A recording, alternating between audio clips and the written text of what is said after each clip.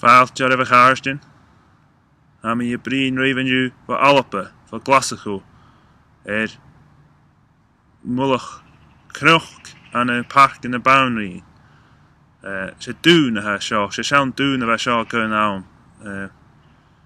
Cú ha mi son táise go le bhí arach ó taingel sa ha mi son na thula duine risin de hachar mi ag a summit a bheith sin dúich na Tanit an Eilean Vancouver.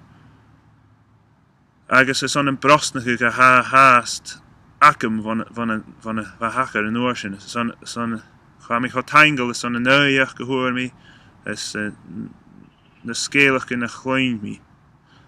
Hello everybody and greetings from Scotland, from Glasgow actually. I'm in Queen's Park here on top of the hill, on top of a dune which is a fortified hilltop, and I know that in Maori it's called a pa. I don't know what other equivalents it might have in different languages, but I just wanted to say how thankful I still am for everybody that I met at the Elders Voices Summit on the Saanich people's land on Vancouver Island, how fantastic that was and how I'm still inspired, and how thankful I am for the generosity, the hospitality that all of us from Scotland received, and the stories that we heard and everything.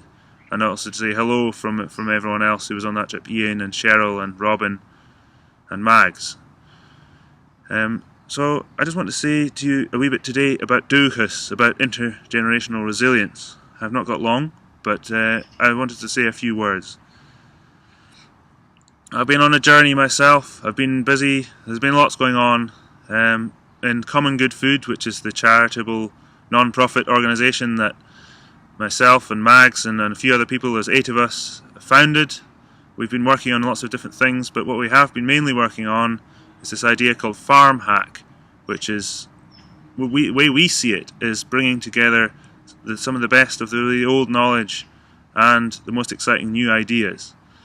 Now, farm hack started in America with bringing together agriculturalists and engineers, but we felt that when we were doing it in Scotland we wanted to have it more grounded, more connected to the land, and so we held it on a farm of people we know, an elderly couple who want to pass on their land to the younger generation. And we held this farm hack event, which was a skill share, where people were passing on various skills, old traditional skills and newer skills like repairing engines. So a mixture, and we hope that we can do more work like that and make more connections with the elders. I've also been on my own journey of discovery since that time, since 2015, and I feel like I've learnt a lot about resilience and about things that are important to me from my upbringing. And one of the inspiring things I did was I was at a workshop on how to create a community, a lifelong life plan, a community life plan for where you live, for the people of your place.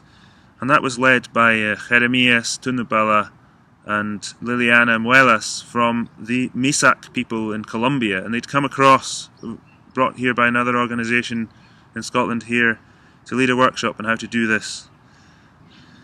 One of the things that really stuck with me is something that Liliana said, who she's now the leader of the Misak people. She's only about 31 or something, and she said, we have to create the spaces where our collective consciousness and our culture can flourish.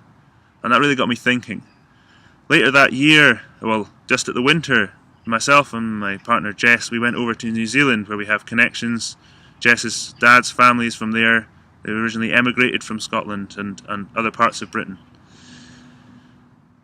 And while we were there, we were very lucky to be hosted by the group that came to the summit from Aotearoa, and that we stayed with Rudy Ellis, and we had fantastic hospitality, and we met lots of great people, and really got me thinking as well about the connections with the ancestors and on all of that stuff. And when I came back, I realised that we do have in Scotland a space where our collective consciousness can flourish, or we used to anyway, and that's the Ceilidh, and I really want to explore more of that. The Ceilidh is an old tradition from the Highlands, from the Gaeltacht, and that's a very simple way of people gathering together in a house in the evening after the day's work is done, and it's a very informal, very free-flowing form of entertainment, really, of telling stories, singing songs, playing music, dancing, having political discussions, all sorts of things.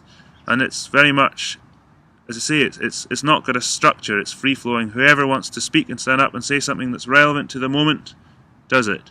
But also there's a very important role of the hosts, Ferentaya, Spenentaya, usually, traditionally, whose role it is to kind of bring out the Shire people who they know have got something valuable to contribute. So I'm hoping that we can do more of exploring that in connection to working on the land, in connection to all these important things. And I'm hoping that we have a space where here in Alba our imaginations can flourish.